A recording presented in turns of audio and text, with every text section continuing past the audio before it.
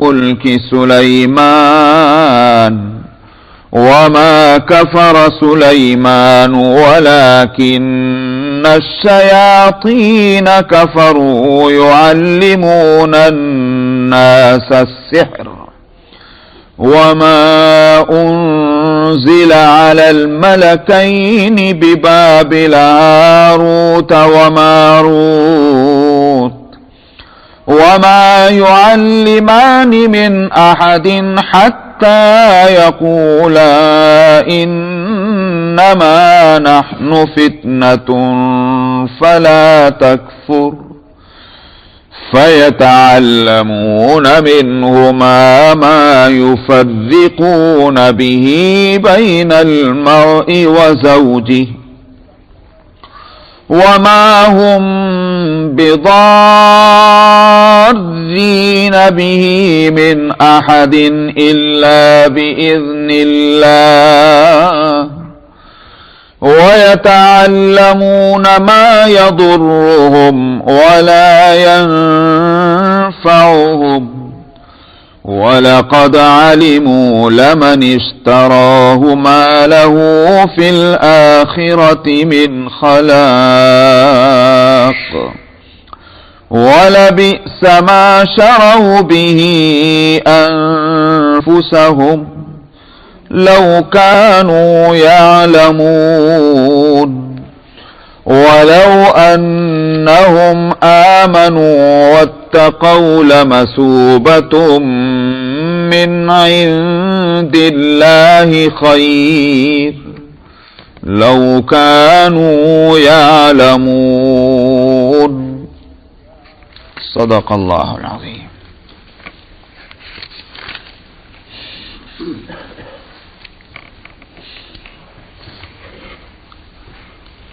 واقعہ یہ پیش آیا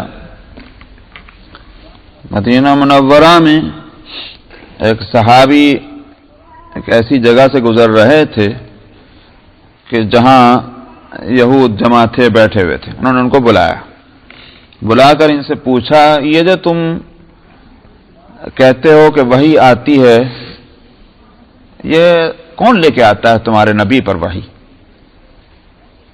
انہوں نے کہا کہ جبریل لے کر آتے ہیں. انہوں نے کہا کہ پھر تو بہت مشکل ہے ہمارا ماننا اس لیے کہ ہماری لڑائی ہے جبریل سے اور اس واسطے کو بہت سخت ہمیشہ عذاب لے کر آیا ہے تو اس واسطے ہمیں کوئی مناسبت ان سے نہیں ہے. جبریل کے لائے وحی پر تو ہم بہت مشکل ہے کہ ہم ایمان لائیں. اگر میکائیل لاتے حدیث تو پھر ہمارے لیے ممکن تھا کہ ہم اس کو مانتے کیونکہ میکائیل اچھے فرشتے ہیں اور وہ رحمتیں لے کر آتے ہیں. تو میکائیل کے ذمہ ہے نا کہ بارش برسانا اور بارش رحمت ہے. اس واسطے میکائیل حدیث وہ اگر وہی لاتے تو ہم اس کو مانتے. انہوں نے کہا کہ اچھا یہ بتلاؤ کہ ان کا درجہ اللہ تعالیٰ کے یہاں کیا ہے دونوں کا؟ تو انہوں نے جواب دیا کہ جبریل تو عرش کے دائیں طرف ہیں اور میکائیل بائیں طرف ہیں. تو انہوں نے کہا بے وقوف ہو، جو دو فرشتے اللہ میاں کے دائیں اور بائیں ہوں ان دونوں میں لڑائی ہو سکتی کیا؟ ان کو دونوں لڑیں گے کہاں سے؟ اللہ میاں کے سامنے لڑیں گے دونوں آپس میں اور اللہ میاں بھی پھر ان کو اپنے دائیں بائیں رکھیں گے. اس پہ وہ خاموش ہو گئے. آ کر انہوں نے بھی نبی کریم صلی اللہ علیہ وسلم کو یہ واقعہ سنایا. تو اس طرح کی باتیں لوگوں کے اندر شکوک اور شبہات پیدا کرنے کی، ہم آج ان باتوں پر ہنس سکتے ہیں لیکن وہ وقت کہ جب اسلام جو ہے ایک اسٹرینج مذہب تھا، دین تھا، لوگ ماننے والے کم تھے نہ ماننے والے زیادہ تھے اور جو ماننے والے بھی تھے ان کو چند ہی دن ہوئے تھے اسلام میں آئے ہوئے. وہ عادی تھے کفر کے اور شرک کے اور جو پہلے سے جو برائیاں چلی آ رہی تھیں، رسم و رواج چلے آ رہے تھے، وہ اس کی عادت تھی ان کو. اب ایک ایسے نئے قبول کیے ہوئے دین کے تعلق سے وہ طبقہ کہ جو علم والا کہلاتا تھا اس پوری سرزمین میں، اگر وہ شکوک اور شبہات اس طرح کے پیدا کرے دلوں کے اندر تو طبیعتیں کیا ہوں گی آخر؟ یہ اصل میں بھیانک اور خطرناک قسم کی ان کی یہ کیا تھی، مومنٹ تھی اور سازش تھی. اسی لیے قرآن شریف میں ان کے جرائم میں سے اس کو بھی خاص طور پر بیان کیا گیا اور اس بارے میں فرمایا آپ کہہ دیجئے کہ جو ہو دشمن جبریل کا فَإِنَّهُ نَزَّلَهُ عَلَىٰ قَلْبِكَ بِإِذْنِ اللَّهِ، تو جبریل اپنے سے تھوڑی وحی لاتے ہیں، وہ تو اللہ حکم دیتے ہیں یہ وحی لے کے جاؤ، اللہ کے حکم سے لے کے جا رہے ہیں۔ تب اگر جبریل کی اس لیے دشمنی ہے کہ وہ وحی لاتا ہے تو مطلب ہوا کہ وحی سے دشمنی ہوئی، اور وحی سے دشمنی ہوئی تو جس کی طرف سے وحی آ رہی ہے تو پھر اس سے دشمنی ہوئی، صاف بات ہے۔ تو آپ کے دل پر یہ اللہ کے حکم سے اتارتے ہیں۔ چنانچہ ایک موقع پر نبی کریم صلی اللہ علیہ وسلم نے حضرت جبریل سے کہا کہ تم اتنے دنوں میں کیوں آتے ہو؟ بعض دفعہ تو کئی دن لگ جاتے ہیں، تم روز کیوں نہیں آیا کرتے؟ تب یہ کہ ہم کو انتظار رہتا ہے، تڑپ رہتی ہے کہ تم آؤ۔ کیوں؟ جبریل کون ہے؟ ظاہر ہے اللہ کے مقرب فرشتے ہیں، تو مطلب یہ اللہ سے محبت ہے تو اللہ کے مقرب فرشتے سے محبت ہوگی۔ میاں ہمارے یہاں تو کہا کرتے ہیں لیلا کے گلی کا کتا بھی محبوب ہوتا، سمجھ میں آیا؟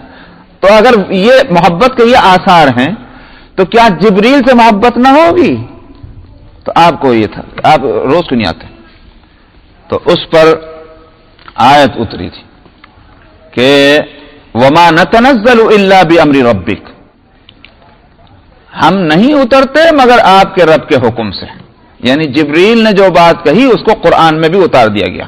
وما نتنزل الا بامر ربک لہ ما بین ایدینا وما خلفنا وما بین ذلک وما کان ربک نسیا۔ اللہ سبحانہ و تعالیٰ کے حکم سے آتے ہیں۔ اب یہ ہو سکتا ہے خیال کہ ہو سکتا ہے کہ اللہ میاں کو پتہ ہی نہ ہو، بھائی جان ان سے آنکھ بچا کے آ جایا کرو نا، یہ بھی تو ہو سکتا ہے۔ تو کہا لو ما بین ایدینا وما خلفنا وما بین ذالک، جو ہمارے سامنے ہے، جو ہمارے پیچھے ہے اور اس کے بیچ میں جو کچھ ہے، ہر چیز کا علم اللہ کو ہے، اس کا علم وسیع ہے۔ آنکھ بچا کے بھاگنے کا کوئی مسئلہ نہیں ہے کہ ہم ان سے ہمارا دل چاہ رہا چلو پیغمبر سے ملنے چلو، اللہ میاں نے تو نہیں کہا آنکھ بچا کے بھاگ لو، نہیں ہو سکتا۔ اور فرمایا وما کان ربک نسیا، اور آپ کا رب بھلکڑ بھی نہیں ہے۔ کیا مطلب؟ مطلب یہ کہ ایسا نہیں کہ وہی بھیجنی تھی، پلان میں یہ تھا کہ وہی کو بھیجا جائے گا مگر اللہ میاں بھول گئے، وقت گزر گیا، بعد میں یاد آیا رہے جبریل ذرا دوڑنا، میں تو بھول گیا وہ وہی لے کے جانی تھی۔ تو اللہ میاں بھلکڑ بھی نہیں ہے۔ جو ٹائم جس کام کے کرنے کا ہے، سیکنڈ بھر کے فرق کے بغیر وہ کام اس وقت میں ہوتا ہے۔ تو یہ اگر ظاہر ہے کہ جبریل اگر اپنی خواہش اور اپنے ارادے سے بغیر اجازت کے نہیں آ سکتے تو خود بات سمجھ میں آ گئی کہ اللہ کے حکم سے ہی آتے ہیں وہ۔ فرمایا کہ فَإِنَّهُ نَزَّلَهُ، وہ جبریل تو وحی کو لے کر آتے ہیں، آپ کے دل پر اتارتے ہیں اللہ کے حکم سے۔ اور پھر یہاں ایک دوسری وہی بات کہ جو ہر جگہ کہی گئی ہے، اور وہ یہ کہ یہ جو وحی آتی ہے یہ تصدیق کرتی ہے جو ان کے پاس ہے۔ کیا ہے ان کے پاس؟ تورات اور انجیل۔ تو جب تورات اور انجیل کی تصدیق کرنے والی چیز ہے اور تم کہتے ہو ہم نہیں مانتے اس کو، اس کا مطلب کیا ہوا؟ تم تورات کو بھی نہیں مانتے، انجیل کو نہیں مانتے۔ اس لیے کہ میں نے پہلے میں مثال دی تھی شاید پچھلے ہفتے کہ اگر کوئی شخص یہ کہے کہ باہر فلاں آدمی کھڑا ہوا ہے، میں کہتا ہوں میں نہیں مانتا، میں تم کو نہیں مانتا، اگر یہ شخص کہے تو اس کا مطلب یہ کہ اس کو نہیں ماننے کا مطلب یہ ہے کہ وہ خبر بھی غلط ہے، لازمی بات ہے۔ تو اس لیے جو شخص یہ کہے کہ قرآن غلط ہے تو قرآن غلط ہے، اور یوں کہے کہ تورات صحیح ہے، جھوٹ بول رہا ہے قرآن کے آ جانے کے بعد۔ اس لیے کہ قرآن یہ کہتا ہے کہ تورات اللہ کی کتاب، آپ کہتے ہیں ہم نہیں قرآن کو مانتے، تو مطلب یہ کہ تورات کو اللہ کی کتاب نہیں مانتے۔ یہ ہے مصدقا لما بین یدیہ کے معنی، وہدی وبشریٰ للمؤمنین۔ اور پھر یہ وحی جو قرآن کی شکل میں آ رہی ہے، ایک تو یہ کہ یہ گائیڈنس رہنمائی ہے، تو رہنمائی سے دشمنی ہے، گائیڈنس سے تم کو عداوت ہے۔ وبشریٰ للمؤمنین، اور ایمان والوں کے لیے بشارت ہے۔ تو جو خوشخبری لے کر آئی ہے یہ رحمت ہے اللہ کی۔ خوشخبری کو کون دھکیلا کرتا ہے؟ نہیں یہاں مت آنا۔ کوئی شخص آگے کہنے لگ جائے ارے صاحب آپ کو جو ہے $200,000 کا جو ہے ڈگری مل گئی، ہم نہیں سنتے بھاگ جاؤ، کون سنے گا؟ کون کہے گا یہ؟ خوشخبری تو وہ چیز ہے جس کو ریسیو کیا جانا چاہیے، جس کا خیر مقدم کیا جانا چاہیے۔ تو یہ بشارت بن کر آیا ہے قرآن دنیا میں یقین کرنے والوں، اللہ کی بات کے ماننے والوں، ایمان لانے والوں کے لیے۔ تو اس سے دشمنی کیسی؟ آگے مزید فرماتے ہیں من کان عدوا للہ وملائکتہ، میں نے کہا تھا جو جبریل سے دشمنی ہوگی تو پھر آگے چل کر اللہ تک پہنچ جائے گی، اس لیے وہاں سے بات کو شروع کر رہے ہیں۔ فرمایا جو ہو دشمن اللہ کا اور اس کے فرشتوں کا اور اس کے رسولوں کا اور خاص طور پر جبریل اور میکائیل کا، فَإِنَّ اللَّهَ عَدُوٌّ لِّلْكَافِرِينَ، تو پھر اللہ میاں بھی کافروں کا دشمن ہے. سمجھا؟ اب تم اللہ سے دشمنی کر کے تم کیا جیت جاؤ گے؟ اللہ میاں اگر کسی کو کہا کہ یہ میرا دشمن ہے تو اس کی تو خیر نہیں، مگر اللہ میاں کا تو نقصان ہونے سے رہا تمہاری دشمنی سے. میکائیل کا لفظ یہاں لائے ہیں اور ملائکہ کی بات تو انہوں نے جبریل کی کہی تھی، یہ اللہ میاں نے سارے فرشتوں کو کہاں سے جوڑ دیا؟ اور میکائیل کا خاص طور پر نام کیوں لیا ہے؟ بتانا یہ ہے کہ جس جماعت کے ایک فرد سے دشمنی ہو وہ دشمنی پوری جماعت سے قرار دی جاتی ہے. میں ایک مثال میں دوں. آج آپ جانتے ہیں اس بات کو، دنیا بھر کا قانون ہے کہ اگر کسی کنٹری کے، کسی ملک کے ایمبیسیڈر کو نقصان پہنچایا جائے اور اس کے ساتھ دشمنانہ سلوک کیا جائے تو پوری کنٹری جو ہے وہ یہ سمجھے گی کہ ہمارے ساتھ دشمنی ہوئی ہے کہ نہیں؟ جبریل جب ایمبیسیڈر ہے اللہ سبحانہ و تعالیٰ کے اور ان کے حکم سے پیغام لے کر آتے ہیں تو اس کا مطلب یہ ہوا کہ یہ دشمنی جبریل ہی سے نہ رہی بلکہ اللہ سے بھی ہوئی جن کی حکومت ہے، اور ان کی پوری حکومت سے ہوئی جس میں فرشتے بھی ہیں اور پیغمبر بھی، سب سے ہو گئی. اور خود میکائیل سے بھی ہو گئی. کہتے رہو تم ہم میکائیل سے دوستی ہے، لیکن ہرگز نہیں، اس لیے کہ میکائیل بھی فرشتے ہیں، ان سے بھی دشمنی مانی جائے گی. تو حضرت جبریل علیہ السلام سے دشمنی کا نتیجہ کیا ہوا؟ ساری مملکت خداوندی سے دشمنی ہوئی. اس سے یہ حقیقت بھی کھلی کہ سارے پیغمبروں پر ایمان لانا اسی واسطے ضروری ہے کہ اگر یہ کہا جائے کہ میں سارے نبیوں کو تو مانتا ہوں مگر ایک کو نہیں مانتا تو معلوم ہوا کہ یہ جھوٹ ہے. ایک نبی کو نہ ماننا سارے نبیوں کا انکار ہے. اسی واسطے اگر سارے نبیوں کا انکار کرنے والا کافر ہوگا، ایک نبی کا انکار کرنے والا بھی کافر ہوگا. پتہ نہیں وہ لوگ کیا جواب دیں گے اس بات کا کہ جو سلیمان علیہ السلام کو نبی نہیں مانتے، صرف بادشاہ مانتے ہیں، اور پھر بھی وہ اپنے آپ کو مومن ہی کہہ جائیں. سمجھ میں آیا؟ پھر بھی وہ اللہ کے دین پر ایمانی کا دعویٰ کرنے والے ہوں، خدا جانے ان کا کیا تھا. تو سلیمان علیہ السلام نبی اللہ ہیں، نبی اللہ ہیں تو سارے نبیوں کے طرح سے ان پر ایمان لانا بھی ضروری ہے. کوئی کہا جی ارے 1,25,000 نبی تھے، رسول تھے، ان میں سے اگر ایک کو نہیں ماننے تو کیا غضب ہے؟ تو یہ منطق وہاں نہیں چلے گی. منطق یہ چلے گی ایک کا نہ ماننا سب کا نہ ماننا ہوگا. یہی فلسفہ یہاں اس وقت آیت میں مذکور ہے. وَلَقَدْ أَنزَلْنَا إِلَيْكَ آيَاتٍ بَيِّنَاتٍ. اور پھر یہ اینگی بینگی باتیں کرنے سے کا مطلب کیا ہے؟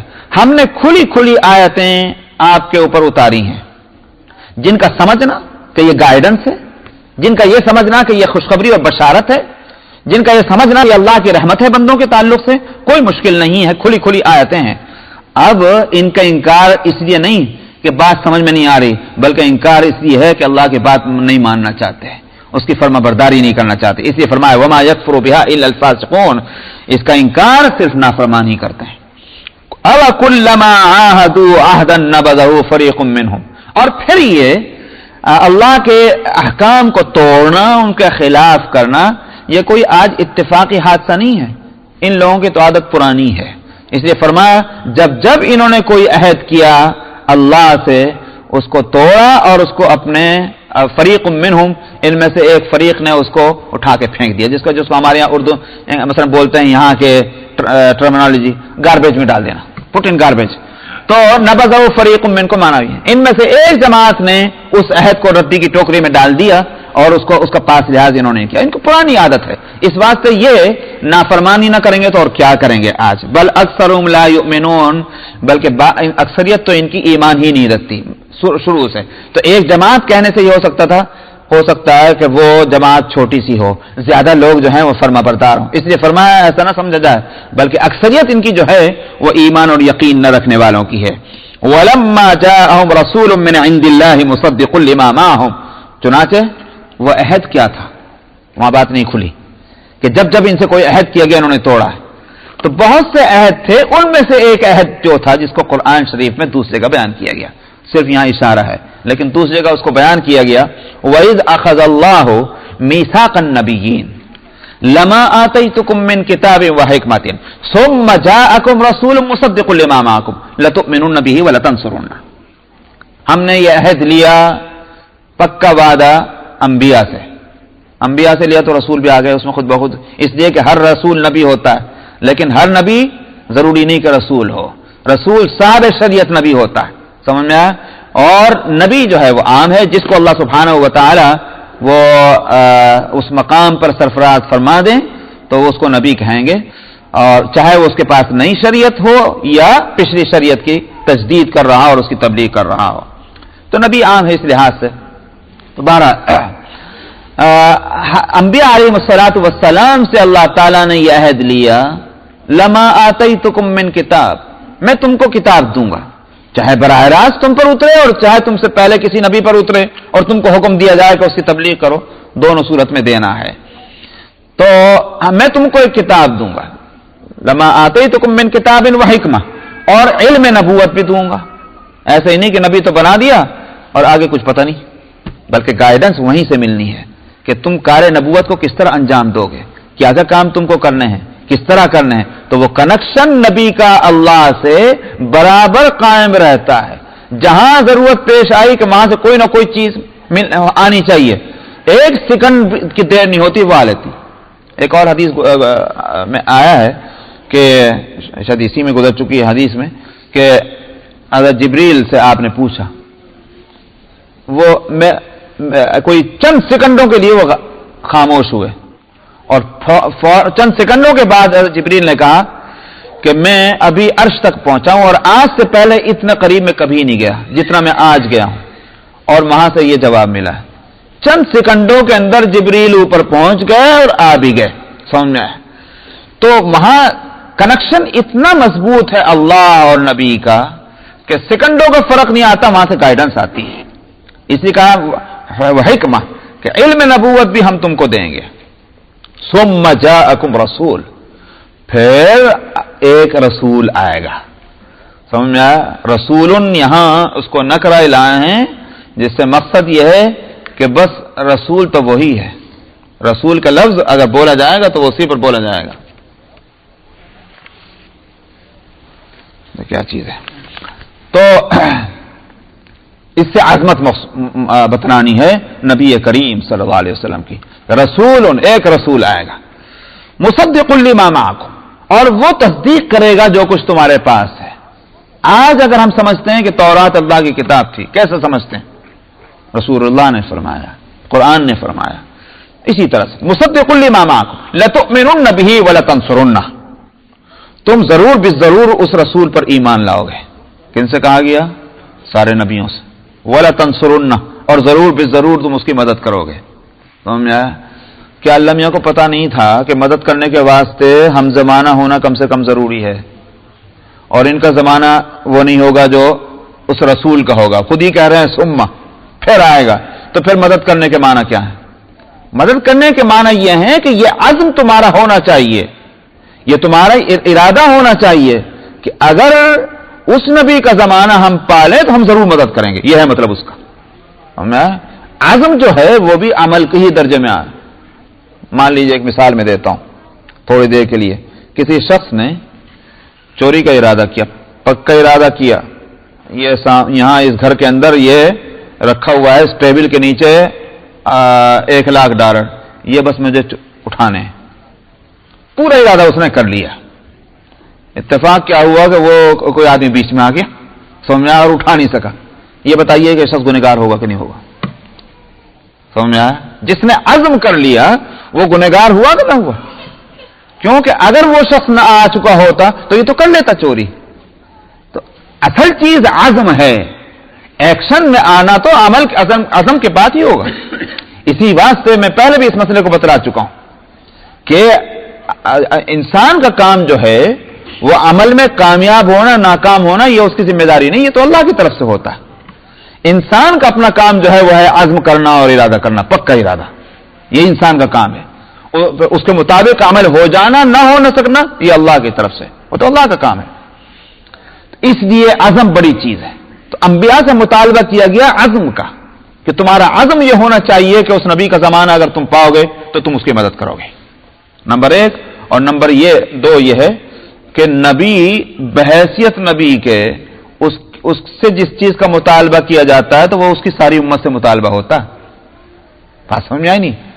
اس لیے مدد کرنے کے معنی کیا ہیں کہ تم اپنی امت کو یہ بات سناؤ، اور جب تم اپنی امتوں کو کنٹینیو ہر نبی اس بات کو سناتا جائے گا اور وہ اپنی اولاد در اولاد اس مسئلے کو لے کے چلیں گے تو آخر نبی انسانوں میں تو آئے گا، وہ رسول وہ تم سب کی اولادوں میں تو آئے گا.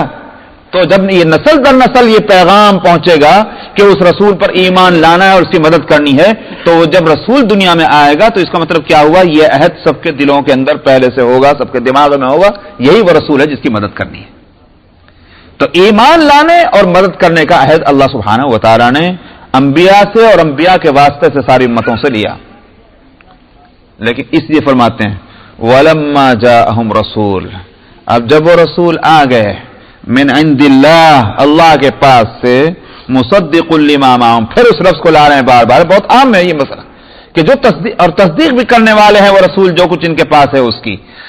نبذ فریق من الذین اوتوا الکتاب، جن کو کتاب دی گئی تھی ان کی ایک جماعت نے اس عہد کو توڑ ڈالا، ردی کے ٹوکرے میں ڈال دیا کہ جب یہ رسول تو ہمارے میں سے نہیں ہے، تو بنی اسماعیل میں سے آئے، لہذا ہم نہیں مانتے. تو عہد تھا، اس عہد کو انہوں نے توڑا. کتاب اللہ وراء ظہورہم، اور انہوں نے اس جماعت نے اس کتاب کو پس پش ڈال دیا، اللہ کی کتاب کو اپنی کمروں کے پیچھے، جس کو پیچھے ڈال دینا، جو پیچھے ڈالنے کا مطلب کیا ہوتا ہے؟ اس کا کیئر نہیں کر رہے ہیں، اس کا خیال نہیں کر رہے ہیں. کانہم لا یعلمون، اور ایسے ہو گئے جیسے ان کو کچھ پتہ ہی نہیں ہے.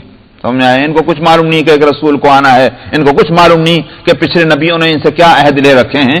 کانہم لا یعلمون واتبعوا ما تتلو الشیاطین علی ملک سلیمان. بات جو ہے ہم سب کے سب کسی نہ کسی کی بات مانتے ہیں نا. سمجھ میں آیا؟ دنیا میں بغیر بات مانے کسی کی زندگی نہیں گزرتی.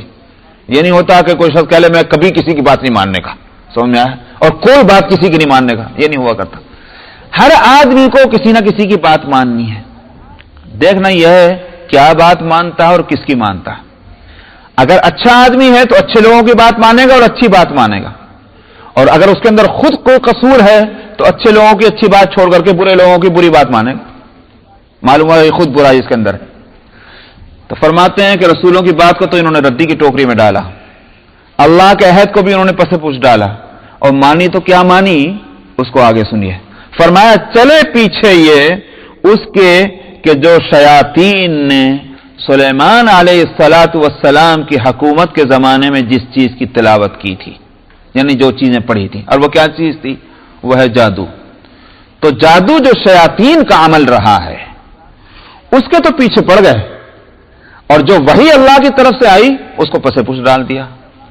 تو جو چیز ماننے کی تھی اس کو نہ ماننا، اور جو چیز نہیں ماننے کی ہوتی ہے اس کو ماننا، معلوم ہوا کہ ان کی طبیعت میں فساد ہے. یہ بتلانا مقصود ہے. اچھا صاحب، وما کفر سلیمان، حالانکہ سلیمان نے کفر نہیں کیا تھا، ولکن الشیاطین کفروا یعلمون الناس السحر، لیکن شیاطین نے کفر کیا تھا کہ جو لوگوں کو جادو سکھاتے تھے. یہ جادو کیا ہے اس کو میں ابھی بتلاؤں گا، آگے چلیں. وما انزل علی الملکین ببابل ہاروت و ماروت. جب شیاطین ہیں یہ، چاہے وہ انسانوں میں کے شیاطین ہوں یا جنات میں کے شیاطین ہوں، یہ جو جادو کا عمل کرتے ہیں اور جادو پھیلاتے ہیں اور جادو سکھلاتے ہیں مثلا، تو یہ فرمانے کے بعد فوراً ایک سوال پیدا ہو سکتا تھا، ارے وہ ہاروت و ماروت کا قصہ کیا ہے؟ کیا وہ بھی شیطان تھے کیا؟ یہ ایک سوال پیدا ہو سکتا تھا، اس لیے اس کو صاف کیا جا رہا ہے.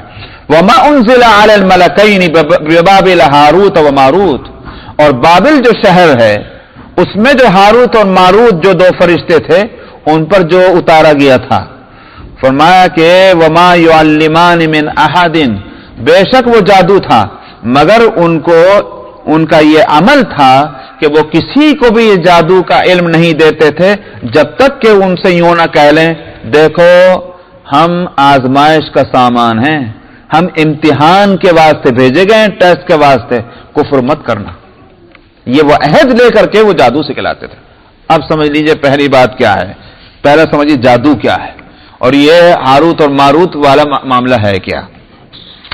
جادو جو ہے یہ دراصل الفاظ کی ایک خاص ایسی ترتیب کا نام ہے کہ جس ترتیب سے کچھ اثر پیدا ہوتا ہے. ایک بات تو یہ ہوئی. دوسری بات اس کے اندر یہ بھی ہے کہ جادو میں مدد لی جاتی ہے غیر اللہ سے. سمجھ میں آیا؟ چاہے وہ فرشتوں سے مدد مانگی جا رہی ہو، چاہے وہ جنات سے مدد مانگی جا رہی ہو، چاہے وہ ستاروں کا نام لکھ کر ان سے مدد لی جا رہی ہو، حاصل یہ ہوگا کہ غیر اللہ سے کو مؤثر مان کر کے اور ان کی مدد اس میں لی جاتی ہے. یہ دو چیزیں ہیں، الفاظ کا خاص جوڑ و بند اور ایک یہ کہ غیر اللہ سے مدد. اس طرح سے وہ جادو بنتا ہے. صاحب جہاں تک غیر اللہ سے مدد لینے کا تعلق ہے تو اس میں جہاں تک فرشتے ہیں، فرشتے تو کوئی مدد نہیں کرتے. اللہ کو چھوڑ کر فرشتوں سے مدد مانگو وہ ہرگز مدد نہ کریں گے. لیکن شیاطین جنات جو ہیں وہ البتہ آ جاتے ہیں مدد کرنے کے واسطے، کیونکہ وہ شیطان تو چاہتے ہی یہی ہے کفر ہو، اور جہاں کوئی آدمی کفر کرتا ملے گا وہ تو آئیں گے مدد کرنے کے واسطے.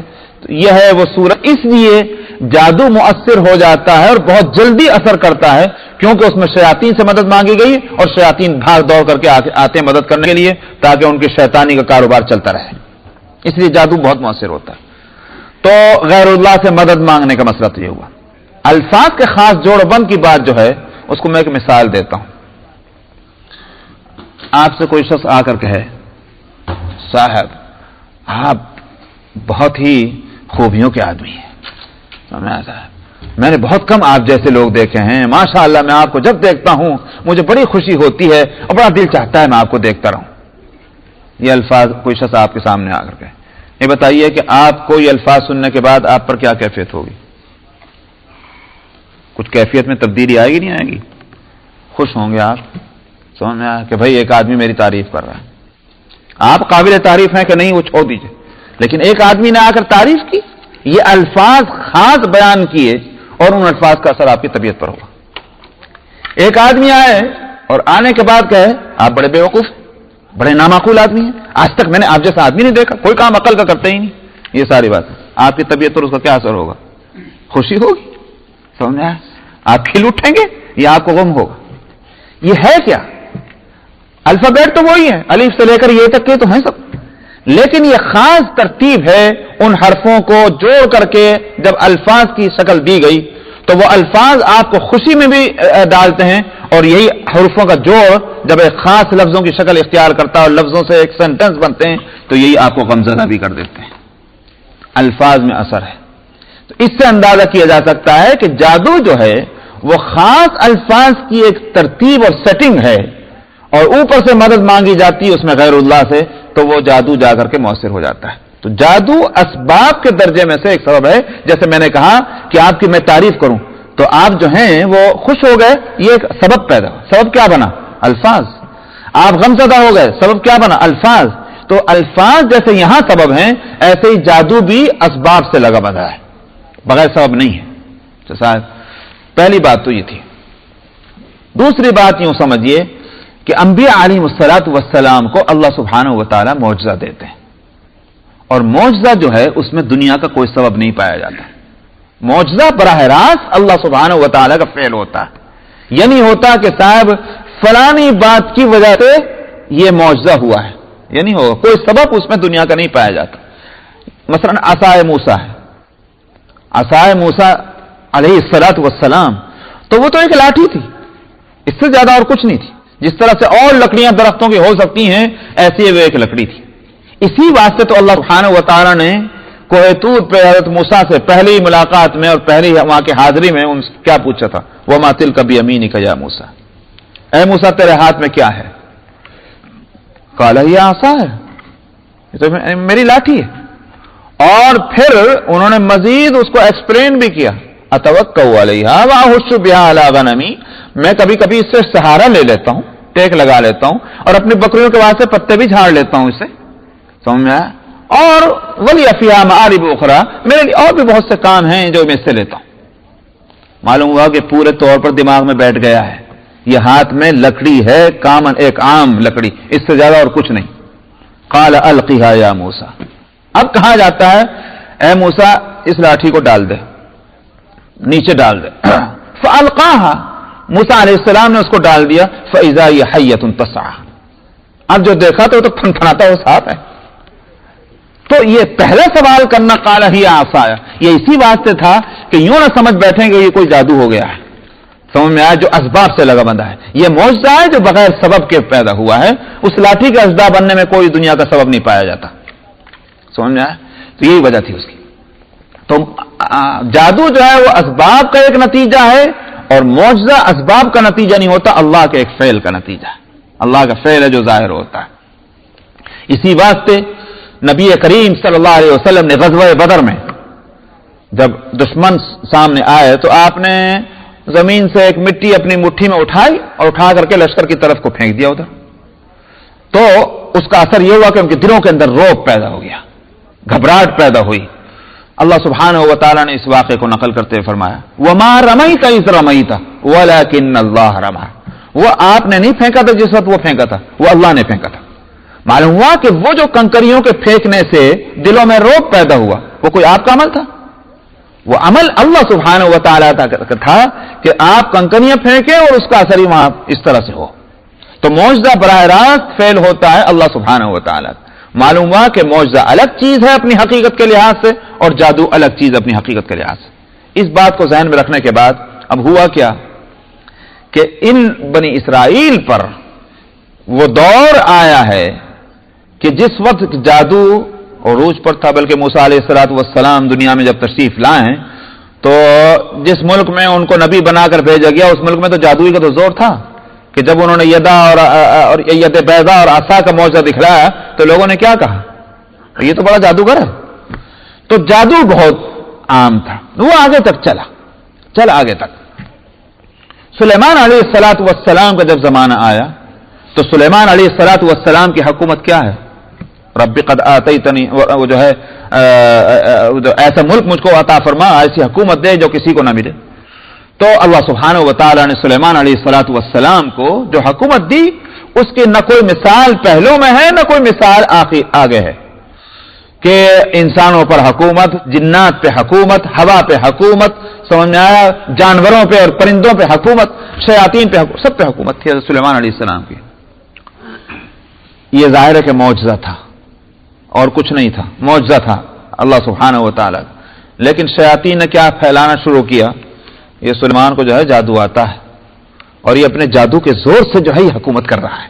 سمجھ میں آیا؟ یہ تھی وہ بات.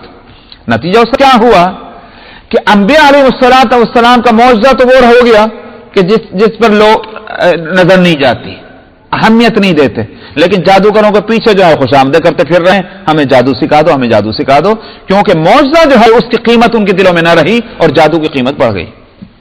یہ تھی وہ بات. اللہ سبحانہ و تعالیٰ نے کیا کیا، اس بات کو سمجھانے کے لیے کہ جادو کیا چیز ہے اور معجزہ کیا چیز ہے، اس بات کو سمجھانے کے لیے دو فرشتے بھیجے جن کو ہاروت اور ماروت کہا گیا. اور بابل کے اندر بہت زور تھا جادو کا، تو وہاں اس لیے، اور یہ وہ دور ہے کہ جب اسرائیلی کیا بولتے ہیں اسے کہ یہ جلا وطنی کی زندگی گزار رہے تھے. فلسطین سے ان کو وہاں بابل کا، عراق کا بادشاہ ان کو حملہ کر کے اور دھکیل کر کے وہاں لے کر آیا تھا اور ان کو قیدی کی زندگی ان کو گزارنے پر مجبور کیا ہوا تھا. یہ وہ زمانہ ہے. تو اپنے ساتھ یہ جادو کا دھندا لے کر آئے. تو اس زمانے میں بھی مختلف انبیاء علیہ الصلوۃ والسلام اسرائیلیوں میں آئے. تو اس وقت یہ دو فرشتے اللہ نے مقرر فرمائے، ہاروت اور ماروت. اور کیا بتلانے کے واسطے؟ لوگوں کو بتلاؤ کہ جادو جو ہے یہ غلط ہے، جادو میں یہ الفاظ بولنے ہوتے ہیں، اس کا اثر یہ پڑتا ہے، تم خود سمجھ لو یہ الفاظ صحیح نہیں ہے. جب یہ الفاظ صحیح نہیں تو ان کا استعمال بھی صحیح نہیں ہوگا. یہ بتانے کے واسطے دو فرشتوں کو اللہ نے بھیجا. چنانچہ انہوں نے اپنا کام شروع کیا تو بجائے اس کے کہ لوگ ڈریں، جا کے ان کو پکڑیں، سرکار ہم کو جادو سکھا دیجیے.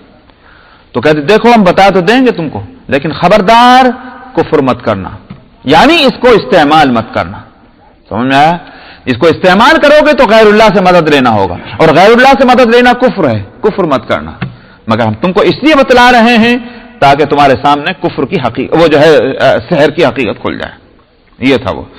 صاحب اس کے بعد فرماتے ہیں فَيَتَعَلَّمُونَ مِنْهُمَا مَا يُفَرِّقُونَ بِهِ بَيْنَ الْمَرْءِ وَزَوْجِهِ. مگر ان ظالموں نے جادو سیکھا جس کا عمل کرنا حالانکہ کفر تھا، اور پھر اس کو بھی استعمال کیا تو کسی اچھی چیز میں نہیں کیا، اس کو بھی بری چیز میں کیا. اور وہ کیا تھی کہ ایک میاں اور بیوی دونوں میں لڑائی کرانے کے واسطے جادو استعمال کرتے تھے. ارے بھائی ویسے ہی دو آدمیوں میں لڑائی کرانا بری بات ہے، چاہے کہ شوہر اور بیوی میں لڑائی کرانا یہ تو اور بھی غضب کی بات ہے. تو جادو برا اور اس کا استعمال بھی غلط جگہ، یہ ہے ان کی طبیعت. سمجھ میں آیا کہ اللہ میاں نے فرشتوں کو اچھے کام کے لیے بھیجا تھا اور ان سے بھی انہوں نے غلط مقاصد حاصل کیے. یہاں ایک سوال پیدا ہو سکتا ہے کہ اللہ میاں نے کبھی بھی ایسے کام کے واسطے لوگوں کو گائیڈنس دینے کے لیے کبھی فرشتے نہیں بھیجے، تو آخر اسی وقت کہاں کو بھیجے تھے؟ یہ انبیاء جو بھیجے جاتے ہیں تو انبیاء سے یہ کام کیوں نہیں دیا گیا؟ آئی بات سمجھ میں نہیں، یہ فرشتے کیوں بھیجے گئے اس کام کے لیے؟ ایک سوال پیدا ہو سکتا ہے. اس کا جواب یہی ہے کہ بتانا چونکہ یہ تھا کہ انبیاء کو معجزہ دیا جاتا ہے، انبیاء کو جادو نہیں دیا جاتا. اگر انبیاء کو یہ بتا دیا جاتا کہ جادو کی حقیقت بھی کھولو اور جادو بتلا لوگوں کو، تو پھر بات کھلتی کیسے کہ انبیاء کو معجزہ دیا جاتا ہے، جادو نہیں دیا جاتا. اس واسطے انبیاء کے کام سپرد نہیں کیا گیا، اس کے واسطے دو فرشتے بھیجے گئے کہ تم بتاؤ جا کر کے کہ انبیاء کو معجزہ دیا جاتا ہے نہ کہ جادو. یہ اس کا جواب ہے. بہرحال فرمایا کہ فَيَتَعَلَّمُونَ مِنْهُمَا مَا يُفَرِّقُونَ بِهِ بَيْنَ الْمَرْءِ وَزَوْجِهِ. تو پھر یہ لوگ سیکھتے تھے ان سے، ان دونوں فرشتوں سے، وہ بات کہ وہ جادو کہ جس کے ذریعے سے مرد اور اس کی بیوی کے درمیان تفریق اور جدائی کرا دیں. وَمَا هُمْ بِضَارِّينَ بِهِ مِنْ أَحَدٍ إِلَّا بِإِذْنِ اللَّهِ. حالانکہ یہ بات سمجھنے کی ہے کہ کوئی بھی کسی کو نقصان نہیں پہنچا سکتا اللہ کے حکم کے بغیر. یہ کیوں کہا گیا؟ کہا یہ کیا گیا کہ یہ جو جادو ہے یہ اپنی ذات سے مؤثر نہیں ہے، اسباب کے درجے میں مؤثر ہے. یوں سمجھیے تھوڑی دیر کے واسطے کہ ہم کھانا کھاتے ہیں، یوں بھی کہا جا سکتا ہے کہ ہمارا پیٹ کس نے بھرا؟ کھانے نے بھرا. اور آپ یوں بھی کہہ سکتے ہیں اللہ نے ہمارا پیٹ بھر دیا. سمجھنا نہیں؟ دونوں باتیں ہیں کہ نہیں؟ گویا اسباب کے درجے میں تو یہ بات ہے کہ کھانے نے ہمارا پیٹ بھرا، اور حقیقت کے درجے میں کیا ہے؟ اللہ نے پیٹ بھر دیا. اور نہ آپ کھاتے رہیں اور پیٹ نہ بھرے تو یہ بھی تو ہو سکتا. سمجھ میں آیا؟ یہ کھانا ہی نصیب نہ ہو یہ بھی تو ہو سکتا. لیکن اللہ سبحانہ و تعالیٰ نے وہ پورا کھانا پیٹ میں اتار دیا اور تسلی ہو گئی، یہ تو اللہ کا فعل ہوا. تو اصل نفع نقصان جو ہے دنیا میں وہ بظاہر تو اسباب کے ایک نتیجے میں ہوتا ہے، لیکن حقیقتاً اللہ سبحانہ و تعالیٰ کی وجہ سے. لیکن لوگوں کی نظروں سے جب یہ بات اوجھا ہو جاتی ہے تو مؤثر حقیقی اسباب کو سمجھ لیتے ہیں. اس لیے کہا گیا کہ وما ہم بضارین بہ من احد الا باذن اللہ. اسی بات سے میں نے پہلے بھی بتایا تھا کہ جو مسلمان معالج ہوا کرتے تھے، ایمان والے بڑے نیک بیچارے، ہم نے ان حکیموں کو دیکھا ہے کہ جو صرف خدمت خلق کے واسطے علم طب سیکھا کرتے تھے اور مفت نسخے لکھنا اور یہ سب خدمت خلق کرنا. تو ہمارے خاندان میں بھی جو حکیم رہے ہیں ان کا بھی یہی کام تھا کہ میں نے دو کو، ایک تو میرے دادا اور ایک دوسرے وہ بھی دادا ہی کے درجے میں تھے، کبھی کوئی پیسہ نہیں لیتے تھے کسی سے، لیکن ایک ٹائم مقرر کر رکھا تھا، گھر کے دروازے پر اپنے بیٹھ گئے، جو مریض آ رہا ہے اس کو مفت نسخے لکھے. ان حکیموں کا اور طبیبوں کی عادت یہ تھی کہ نسخہ لکھنے سے پہلے اوپر لکھتے تھے ہوا الشافی. سمجھ میں شفا دینے والا وہی ہے. یہ دوائیں شفا نہیں دیتی، یہ اسباب ہیں، لیکن اصل شفا دینے والا اللہ ہے. تو اسباب کو اسبابی کے درجے میں رکھا جائے، اس کو مؤثر حقیقی نہ مانا جائے. تو جادو بھی اسباب کے درجے کا ایک سبب ہے، مؤثر حقیقی نہیں ہے. اس لیے فرمایا وما هم بضارین بہ من احد الا باذن اللہ. حالانکہ وہ کسی کو بھی نقصان نہیں پہنچانے والے سوائے مگر اللہ کے حکم سے. ويتعلمون ما يضرهم ولا ينفعهم. اور انہوں نے وہ بات سیکھی جو ان کو نقصان پہنچانے والی ہو، نفع نہ پہنچانے والی ہو. جادو نقصان دہ ہے، سمجھ میں آیا؟ اس کی برائی کو سمجھنا چاہیے تھا، برائی کو سمجھنے کی بجائے جادو سیکھنے بیٹھ گئے. تو یہ نقصان والی چیز ہوئی، فائدے والی نہیں ہوئی. وَلَقَدْ عَلِمُوا لَمَنِ اشْتَرَاهُ مَا لَهُ فِي الْآخِرَةِ مِنْ خَلَاقٍ. اور حالانکہ انہوں نے اس بات کو جان لیا تھا کہ جو اس کو خریدے گا اس کا آخرت میں کوئی بھی حصہ نہ ہوگا. خریدنا بے ایمانہ محنت کرتے تھے سیکھنے کے واسطے. یہ یوں کہیے کہ پھر اس کے ذریعے سے کاروبار کیا کرتے تھے. جادو کر دیا، $100-200 لے لیے. سمجھ میں آیا؟ تو یہ ایک بزنس کر لیا انہوں نے. فرمایا کہ ان کو معلوم ہے کہ جو اس کا خریدار ہو، جو اس کو خریدے گا اور کاروبار کرے گا آخرت میں اس کا کوئی حصہ نہ ہوگا. تو معلوم ہوا کہ جادو اپنی ذات سے حرام ہے. اور نہ صرف جادو بلکہ وہ تعویذ گنڈے بھی کہ جس میں اللہ کے علاوہ دوسروں سے اگر مدد لی گئی ہے وہ بھی جادو کے حکم میں آ جائیں گے، اور ان کا استعمال حرام اور ان کو مؤثر حقیقی سمجھنا کفر.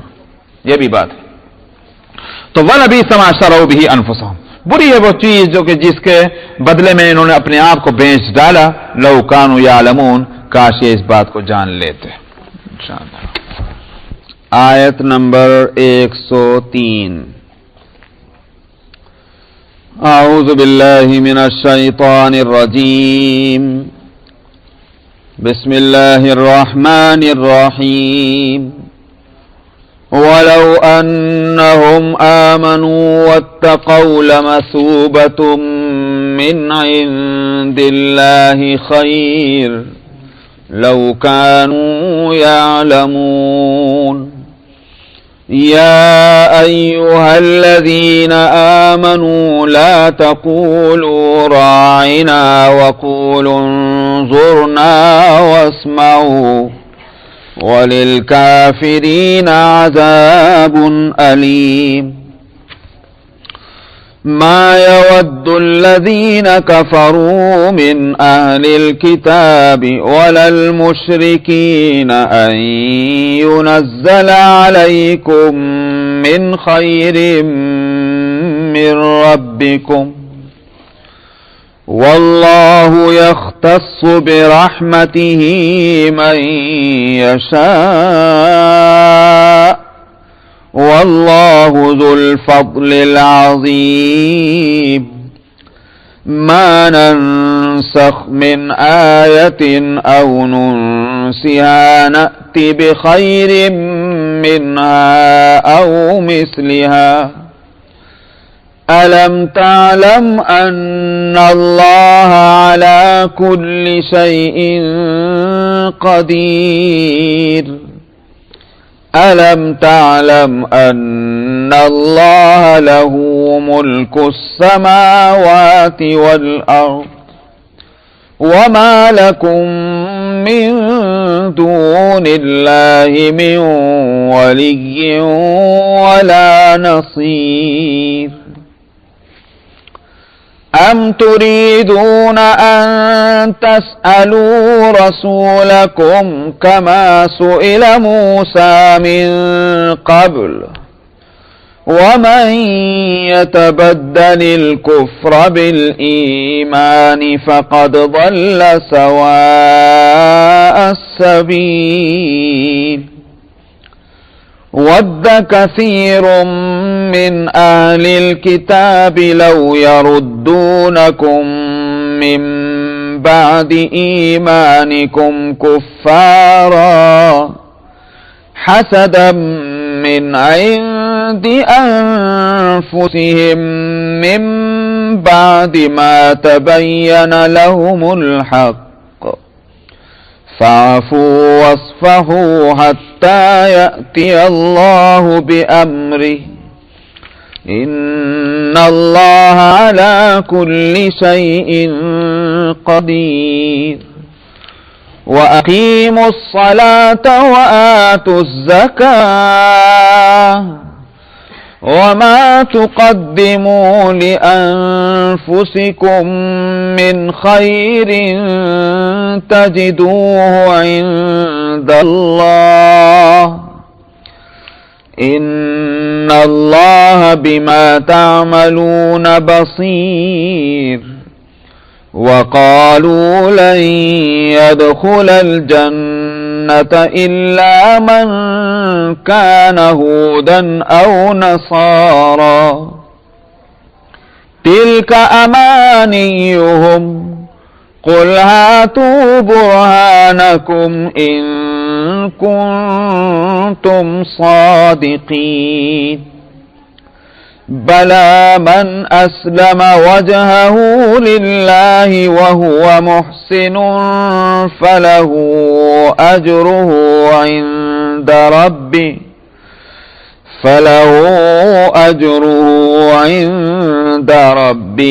ولا خوف عليهم ولا هم يحزنون وقالت اليهود ليست النصارى على شيء وقالت النصارى ليست اليهود على شيء وهم يتلون الكتاب كذلك قال الذين لا يعلمون مثل قولهم فاللہ یحکم بینہم یوم القیامة فیما کانوا فیہ یختلفون. صدق اللہ العظیم.